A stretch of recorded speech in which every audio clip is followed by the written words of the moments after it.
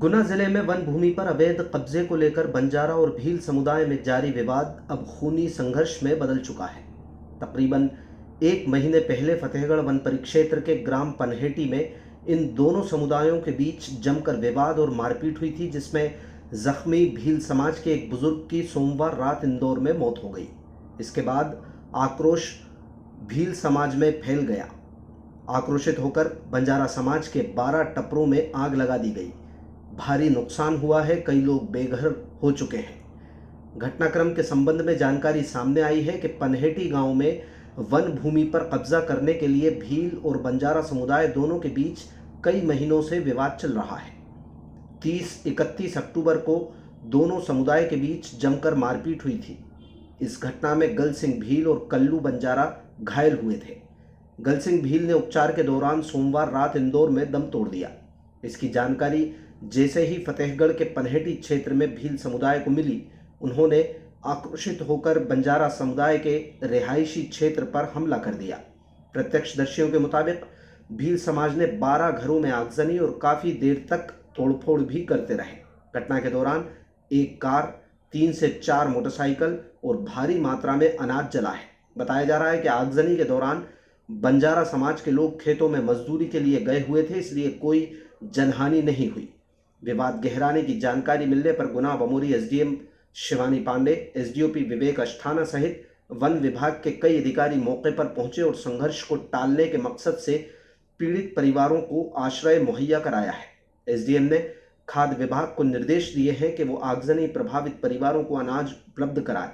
वहीं ग्राम पंचायत सचिव को पूरी सब्जी बनवाकर पीड़ितों को वितरित करने के लिए कहा गया है। दो समुदायों में विवाद गहराने की घटना के बाद पनहेटी गांव में पुलिस फोर्स तैनात कर दिया गया है। एसडीओपी की अगुवाई में फतेहगढ़, बमोरी सहित आसपास के क्षेत्र में पुलिस बल बुला लिया गया है। प्रशासन के मुताबिक मृतक गल सिंह भील का शव मंगलवार रात पनहेटी पहुंचेगा, जिसके बाद संभावित विवाद को देखते हुए पुलिस मुस्तैद है। पुलिस की मौजूदगी में ही गल सिंह का अंतिम संस्कार करने की जानकारी सामने आ रही है। बंजारा समुदाय और भील समुदाय में तो आपस में उस समय लड़ाई हुआ था इन लोगों में, तो उसमें दोनों समुदाय के लोगों को गंभीर चोट आई थी, जिसमें से भील समुदाय के जो गल सिंह थे तो कल इंदौर में इलाज के दौरान उनकी डेथ हो गई है। तो उसी के आक्रोश के तहत ये भील समुदाय के लोगों ने बंजारा समुदाय के घरों में आग लगाई सुबह से। नुकसान किस तक हुआ? तकरीबन 12 घरों में आग लगाई है और नुकसान की वो चल रही है, पंचनामा वगैरह तैयार हो रहा है। एक कार है, 3-4 मोटरसाइकिलें और खाने का अनाज, ये सब जला दी गई है। तो आगे क्या व्यवस्था प्रशासन कर रहा है? आगे अभी इनको खाने के लिए फूड से राशन बुलाया गया है। पूरी सब्जी सचिव से बोला है कि भी बनवाएंगे इनको बनवाने के लिए।